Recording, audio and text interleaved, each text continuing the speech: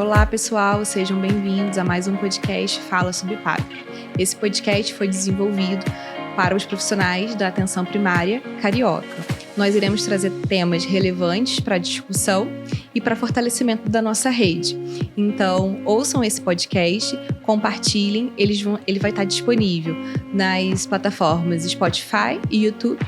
E para sugestões e críticas, encaminhe um e-mail para falasubpav@gmail.com. Este episódio foi gravado no dia 19 de junho de 2024. Em respeito à relevância do tema e à disponibilidade dos convidados, optamos por manter a sua exibição na íntegra, embora eles estejam em outras frentes de atuação dentro da estrutura da Prefeitura do Rio. Olá, pessoal! Sejam bem-vindos a mais um episódio do nosso podcast Fala Subpav. O nosso episódio de hoje vai falar sobre o direito à saúde da população LGBT e mais, recomendações para a garantia do direito à saúde.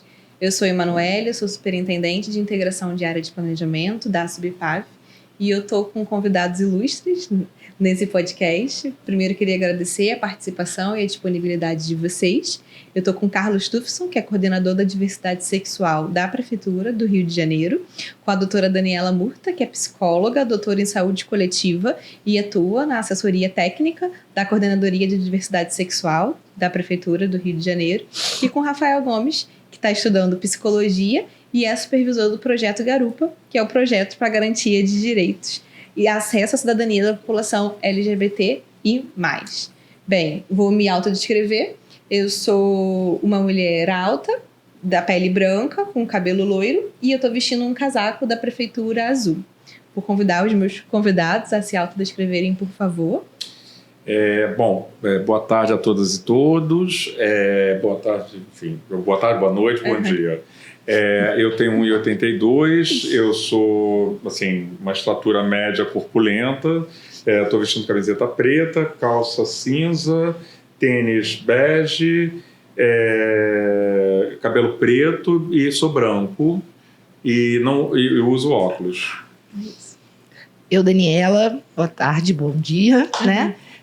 Sou uma mulher cis, branca, de cabelo preto, longo. Estou vestindo uma blusa preta e uma saia azul e preta. Olá, eu sou o Rafael, eu sou um homem trans, sou branco, tenho estatura baixa, eu estou todo de preto. Obrigada. Bem, vamos iniciar aqui com a primeira pergunta. Eu vou fazer para o Carlos. Carlos, por que a gente precisa falar sobre o direito à saúde da população LGBT e mais? Veja, primeiro, saúde é direito constitucional, né? Mas eu, como homem gay, entendo, vejo na nossa população que muitos não se consideram como se tivessem esses direitos que são de todos e todas os cidadãos do nosso país. Muitas pessoas, principalmente pessoas trans, antes de fazer, por exemplo, projetos como o Damais, como o Garupa, nunca tinham entrado numa clínica da família. Achavam que aquele lugar não lhe pertencia.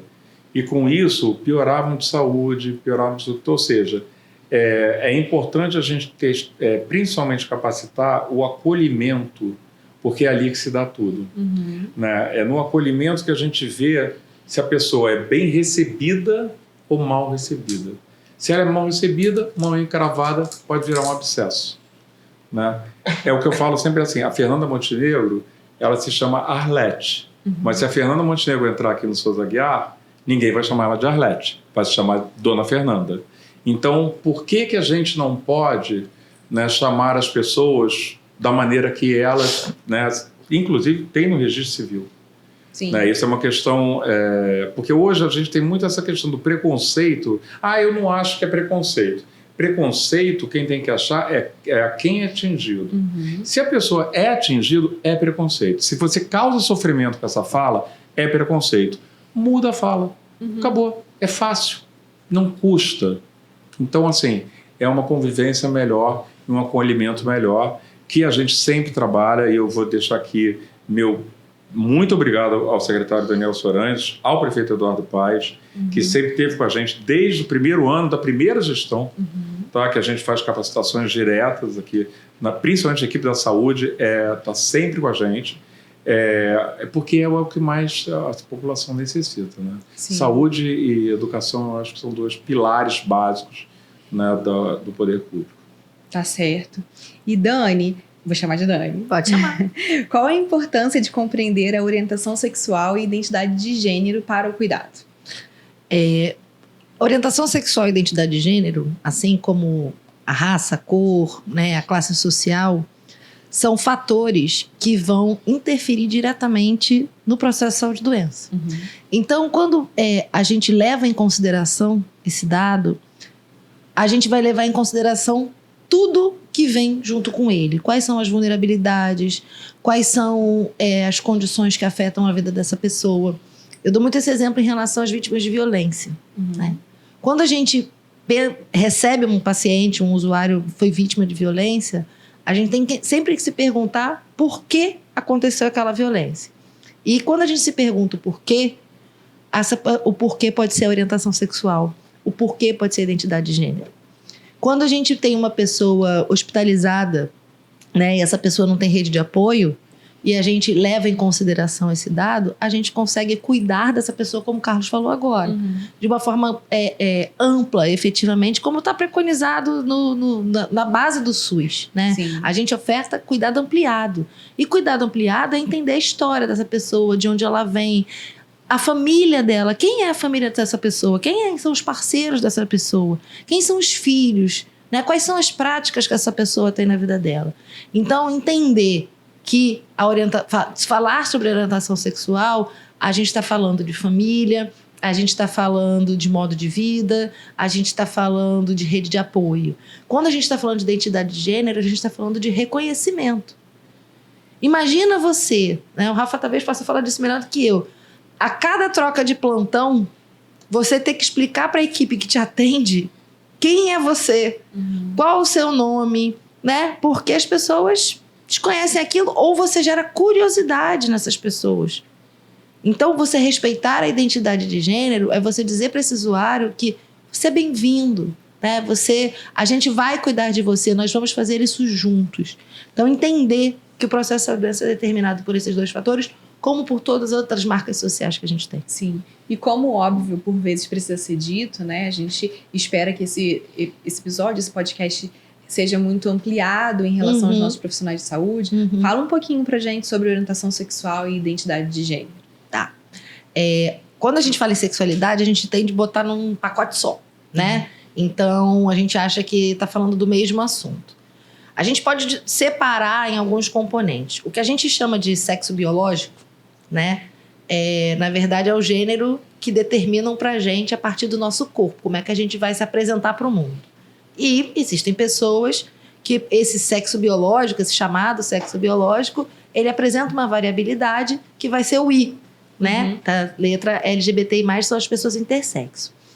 Quando a gente está falando em orientação sexual, a gente está falando em desejo, em afetividade. Então, a gente tem múltiplas orientações sexuais. Vão ter pessoas que vão se orientar por pessoas, né? Vão desejar pessoas do gênero que não é o seu. Tem gente que vão se orientar por pessoas do mesmo gênero e tem pessoas que vão se orientar por ambos os gêneros. Ou isso não vai fazer diferença, que vai ser o pansexual, né? E então teremos heterossexuais, bissexuais, homossexuais. E, além disso, a gente vai ter a identidade de gênero, que é como eu me percebo. Quando a gente nasce, a partir da nossa anatomia, a partir das nossas características físicas, vão dizer, é uma menina, é um menino. E isso, teoricamente, a nossa cultura acha que vai ser natural, né? Porque eu tenho esse corpo, eu vou me apresentar dessa forma. Só que existem pessoas que não. Tem pessoas que vão se perceber, se identificar com um gênero que não foi esse que foi atribuído ao nascimento. E aí, a gente vai ter a identidade de gênero que não é a mesma, né? Não é dita alinhada com esse sexo biológico. Então, temos as pessoas cis, que são pessoas que mantêm essa continuidade entre o sexo biológico e a identidade afirmada ao nascimento. E tem as pessoas trans, que vão ser as pessoas que não mantêm esse alinhamento. Tá certo. E, Rafa, a gente fala LGBT e mais, né? E aí você pode explicar pra gente cada letrinha dessa, Qual é o seu significado? Claro, é LGBTI+. O L vem de lésbicas, que são mulheres cis e trans, que se relacionam com outras mulheres cis e trans. Gays, que são homens cis e trans, que se relacionam com outros homens cis e trans. Bissexuais são pessoas cis e trans que se relacionam com homens cis ou mulheres cis, mulheres trans, homens trans.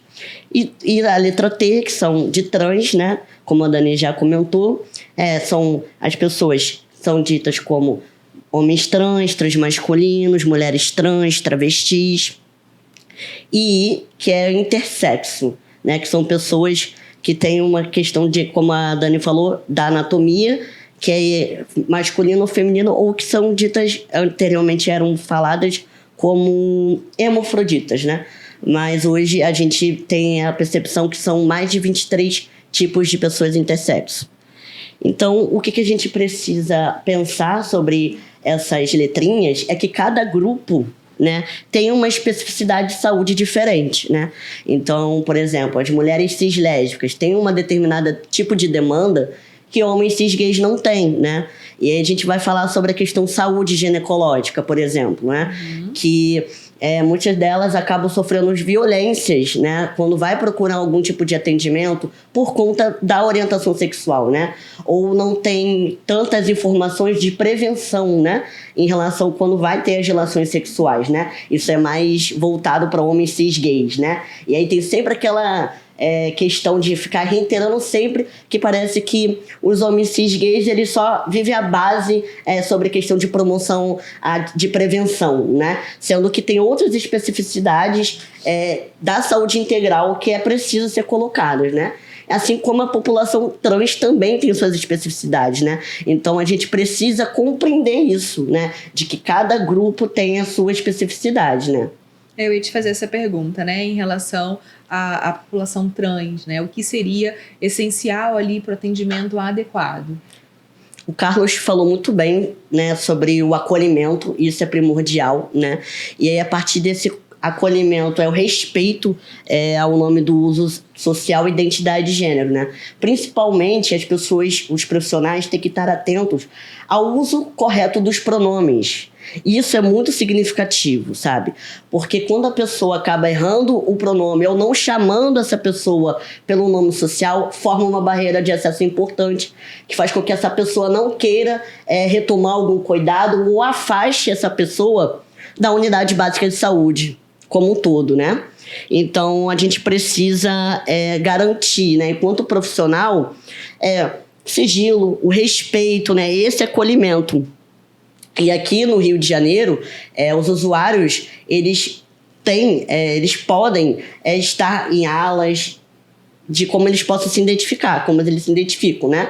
Então, quando ocorre algumas barreiras de acesso, né, a gente precisa colocar para esses profissionais que essas pessoas eles têm direitos, né? Então, eles podem escolher onde eles vão ficar, na ala hospitalar e tudo mais, né? E aí, falando em relação à atenção primária, quando a gente fala do prontuário eletrônico, existe um campo específico, né, para o nome social que o profissional precisa utilizar para que acolha de forma adequada a população. Sim, e é muito importante, né, porque e a gente precisa também cada vez mais investir nessa capacitação desses profissionais, porque muitas das vezes acontece dos profissionais não saberem lidar meio de uma forma operacional com o sistema. Isso acaba dando algum problema, né? Às vezes na tela sai um nome de registro que a pessoa não usa, né? O nome morto, né? Que a gente chama. Então, cabe aos profissionais terem tato e sensibilidade, né? E aí, como que a gente pode abordar essas pessoas, né? A população trans, né? Eu sempre digo que a gente nunca deve supor ou deduzir algo sobre o outro, mas perguntar. Então, quando está em um atendimento, o profissional deve perguntar como que a pessoa se chama, quais são os seus pronomes. Às vezes pode não ficar muito claro para a pessoa ou não entender. Então, pergunta, né? Porque isso faz total diferença para que esse usuário se sinta vinculado à unidade. Isso vale para a família também, né? Quando a gente pergunta, Você é casado? Você tem algum relacionamento? Não necessariamente esse relacionamento é um relacionamento heterossexual. Ou mesmo que a pessoa tenha relatado num outro momento que era um relacionamento heterossexual, a gente precisa identificar quais são as parcerias, quais são as práticas que as pessoas estabelecem. O fato de ser uma pessoa trans não significa que essa pessoa trans necessariamente é heterossexual. Identificar desejo reprodutivo. Todas essas coisas devem ser consideradas. A gente trabalha na atenção primária, né, com orientação familiar. A gente precisa pensar nesta família que pode ser uma família homoafetiva. Sim. Né? Ou uma família transcentrada. Sim. A gente, homens trans que namoram mulheres trans ou travestis, né? Mulheres trans que namoram entre si, homens trans que namoram entre si. Então a gente tem múltiplas possibilidades de vínculos afetivos. Bem, a LGBTfobia ainda é um problema muito grave, né? Como conseguimos identificar algum caso de LGBTI-fobia? Vocês podem falar um pouquinho pra gente? Veja, eu acho que isso vem muito da percepção, né, da pessoa. Que aí entra naquele caso do preconceito que eu estava falando. Sim. Né? Muitas vezes a pessoa pode não achar que é um preconceito e outra pessoa achar. Eu acho que a melhor maneira sempre é você ter um sinal de respeito. Né? Por exemplo, é você perguntar como você prefere ser chamado, qual é o seu nome, né? Quando você está em dúvida, porque às vezes acontece, né? E não é um problema acontecer, o problema é a gente persistir no erro, né? Por exemplo, a gente tem um decreto e tem uma lei municipal assegurando o uso de nome social para pessoas trans e travestis desde 2011 no Rio de Janeiro. Não é possível que as pessoas que trabalham ainda não saibam disso. Sim. Ou tenham que o cidadão ter que trazer esse decreto.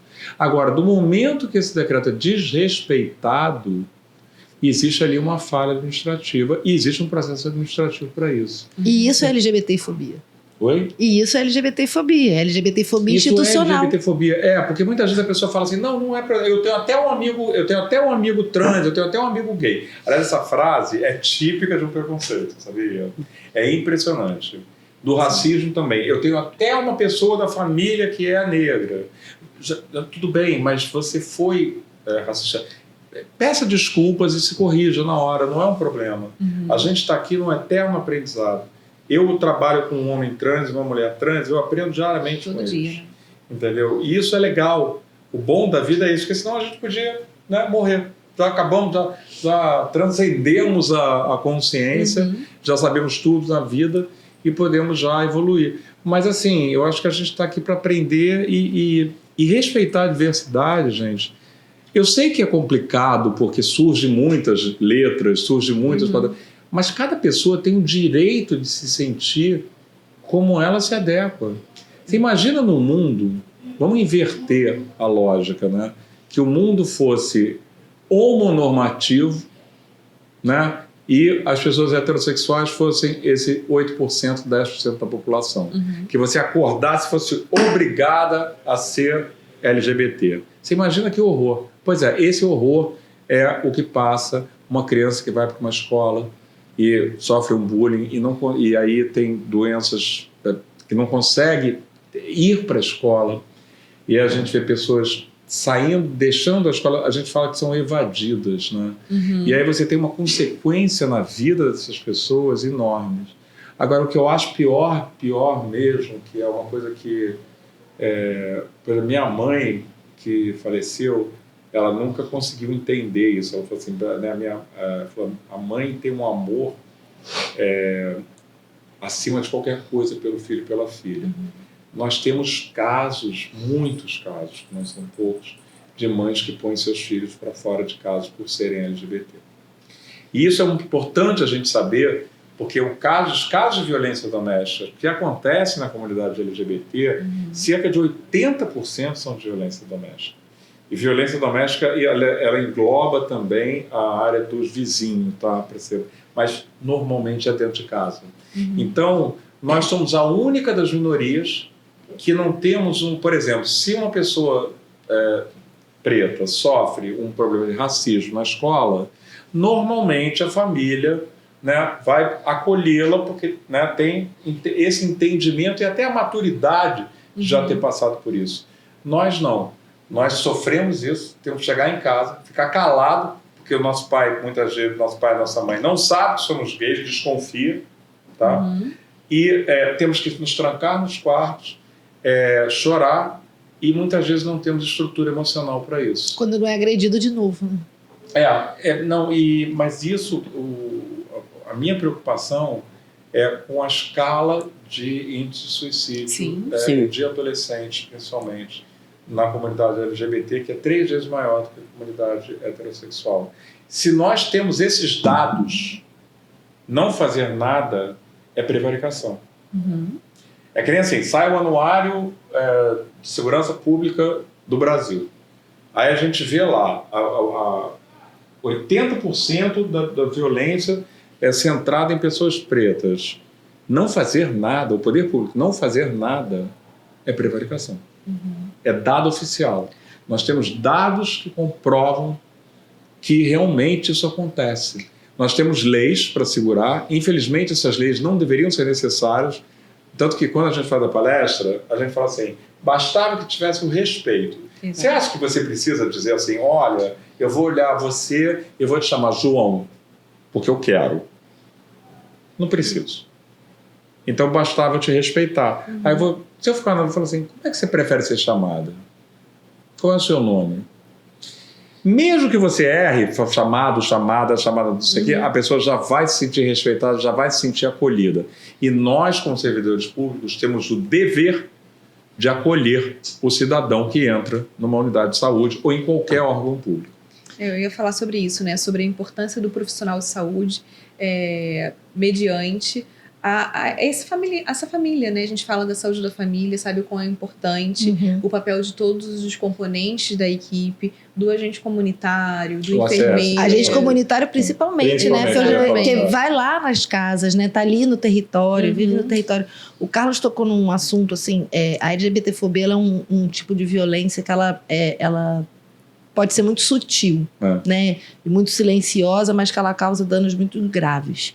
Então, ela causa danos à saúde mental, ela causa danos à saúde física e nem sempre ela é de fácil identificação, porque ela pode ser dirigida a uma pessoa que nem LGBTI né? Como ela também pode... a pessoa está cometendo LGBTfobia sem perceber. Então, para o profissional de saúde, é muito importante entender que quando a gente negligencia uma necessidade, porque a gente não considera a possibilidade da pessoa ser LGBT, a gente está sendo LGBTfóbico. Isso é LGBTfobia. É LGBTfobia institucional. Quando eu falei da violência, que a gente tem sempre que se perguntar o porquê de uma violência, é porque a LGBTfobia, ela não é um tipo de violência, mas ela é uma motivação. Então, a criança está sofrendo bullying. Por que essa criança está sofrendo bullying?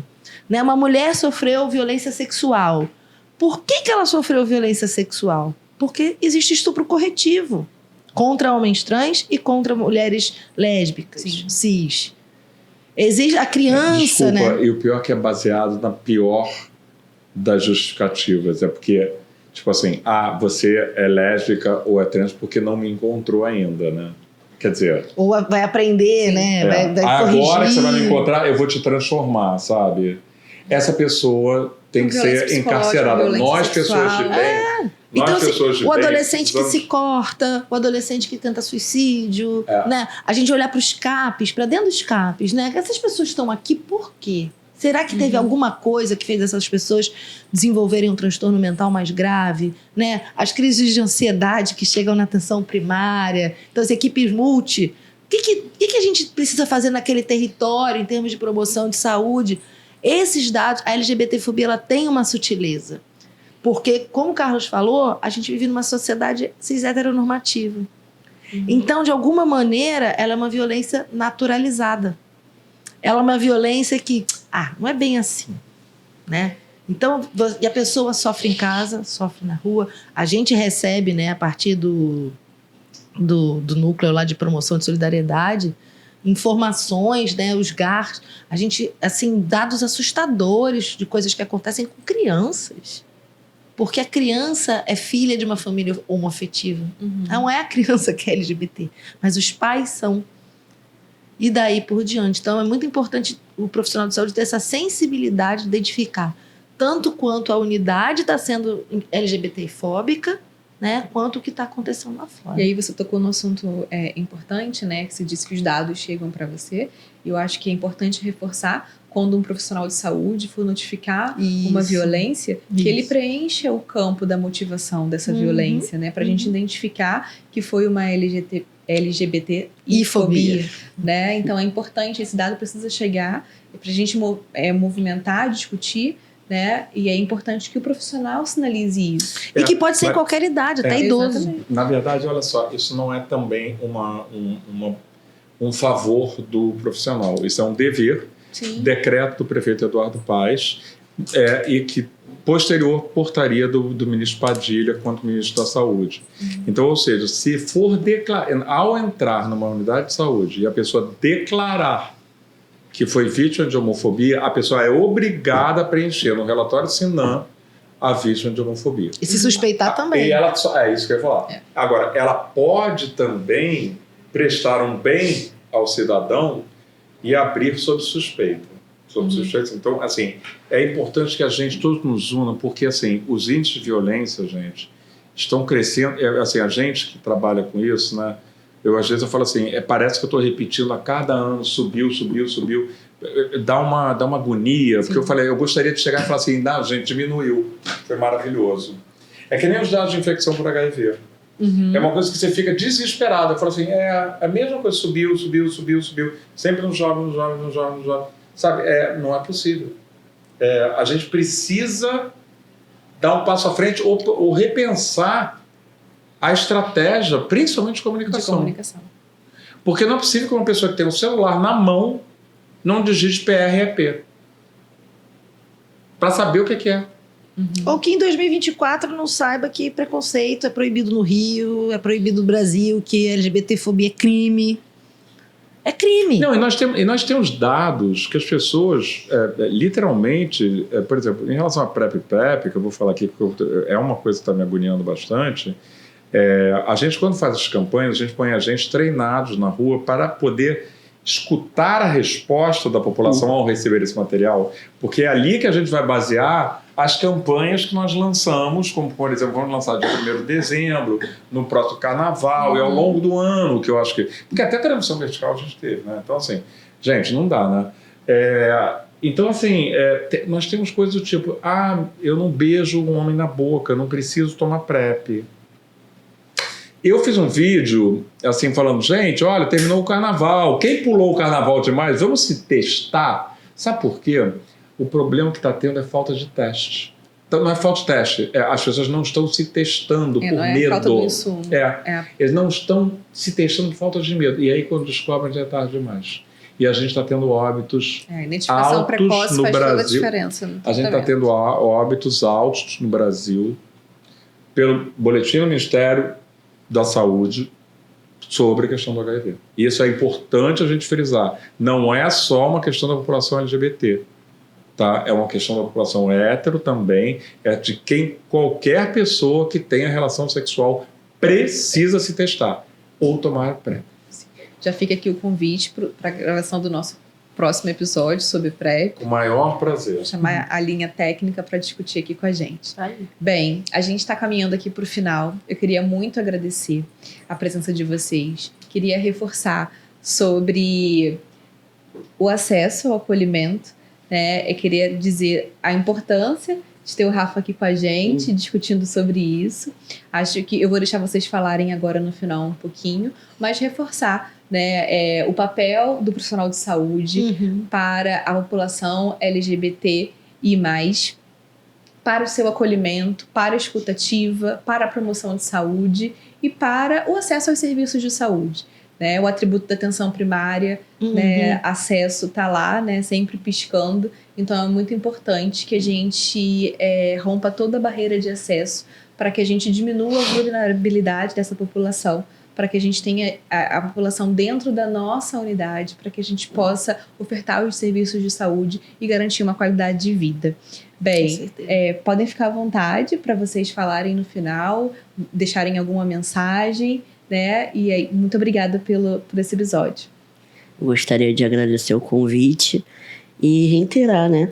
Falando sobre a importância de projetos como o Garupa, que auxilia nessa desconstrução de barreira de acesso.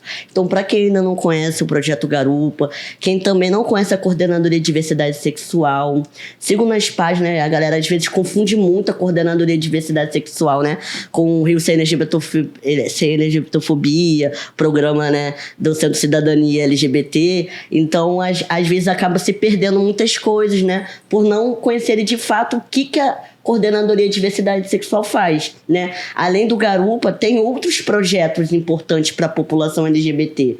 Então, mesmo para convidar a galera a acessar as redes sociais, @sedegil, é o Instagram, tá? E aí vocês podem procurar para conhecer cada vez mais o nosso trabalho. Queria agradecer também, né? Foi super legal. E fazer coro com o que o Rafael falou, pensando, né, essa ideia de que a saúde ampliada significa trabalhar, estudar, ter segurança na rua, poder chegar na unidade tranquilo. Assim, todo profissional de saúde, a gente faz um juramento, independente da profissão que a gente tem. E o juramento comum que todos nós temos é a ética do cuidado. Então, se a gente está se comprometendo a cuidar de alguém, esse cuidado tem que ser um cuidado sensível, que vai desde a proteção até dar o suporte, por exemplo, para aquela família que a pessoa não consegue revelar, né? Se é trans, se é lésbica, gay, bi, enfim. Que a gente possa ofertar esse cuidado ampliado. Então, esse tipo de debate aqui, né, a gente falar disso, a coordenadoria desenvolver todos os projetos que a gente desenvolve, são nesse sentido, porque as pessoas precisam trabalhar para ter saúde, as pessoas precisam estudar para ter saúde, ter possibilidade de gerar renda, se sentir seguras, se sentir respeitadas, ter acesso à medicação, enfim, tem outras coisas vindo por aí, né? A gente tem trabalhado arduamente. Obrigada. Obrigada. Bom, primeiro eu queria falar assim, gente, nós temos no Brasil diversas leis, tá, que asseguram o direito da população LGBT. Essas leis não deveriam ser necessárias, tá? Elas deveriam ser apenas substituídas pela palavra respeito, tá? Mas infelizmente nós temos que ter, como temos que ter também a lei do feminicídio. Não é uma vergonha, Sim. Mas é um fato. Hoje está vendo que a cada 3 minutos uma mulher é estuprada no Brasil. Isso é uma vergonha. Tem que envergonhar a todos nós. Ninguém precisa ser LGBT para lutar contra a LGBTfobia. Então o que eu queria pedir é que a todos os profissionais de saúde que escutem isso, que vocês denunciem. Liguem para a coordenadoria, abram um processo administrativo como testemunho, mas nos ajude a melhorar o sistema. Porque a pessoa que recebe e comete uma discriminação e um preconceito, ela vai cometer de novo, porque ela vai se sentir impune. E esse é o nosso grande problema. Nós temos leis, sim, mas muitas vezes o cidadão desconhece a lei. E muitas vezes o cidadão se sente não respeitado e nem frequenta a unidade por isso. No projeto da Mais é lindo porque quando a gente vê as pessoas entram, até a postura corporal, que quando elas se formam, muda. É das coisas mais emocionantes que realmente, assim, a gente tem um projeto de empregabilidade, um trio de projetos de empregabilidade. Primeiro, complemento de ensino fundamental, que é a parte da prefeitura. O segundo são os cursos técnicos. O terceiro é apoio a empresas de pessoas trans. Mas, assim, é impressionante como nós desconhecemos os nossos direitos e nos considerando, aceitamos o fato que a sociedade nos impõe que somos menos cidadãos. Não somos. Pagamos os mesmos impostos, temos os mesmos deveres e temos os mesmos direitos. Então, assim, é importante, eu peço aqui a todos os profissionais, primeiro, que respeitem as pessoas LGBTs que entrem numa unidade de saúde da prefeitura, assegurando que cada pessoa que entra aqui vai ter seu direito resguardado, tá? Porque tem um decreto atrás que vai assegurar isso, tá? E se não, tem a Constituição que já garante, né? Mas se não, que por favor que faça a denúncia. O SINAM, ele é uma portaria nacional hoje. Então, a pessoa que faz o primeiro acolhimento, ela é obrigada a preencher. No caso do Rio de Janeiro, a gente usou respeitar se a pessoa, como preconceito, o que chama de homofobia institucional, como a pessoa muitas vezes não quer se declarar gay ou lésbica ou transexual, é impossível, mas enfim, mas ela pode não se declarar e ela sofreu uma agressão por isso, a gente respeita o direito do não pronunciamento, tá? Da não proclamação. Mas eu pediria, por favor, que abram um processo de suspeição para que a gente possa ajudar a mudar e entender que todas as transformações que a administração Eduardo Paes está fazendo é para todas e todos, independente de orientação sexual e identidade de gênero, porque é assim que pensa essa administração.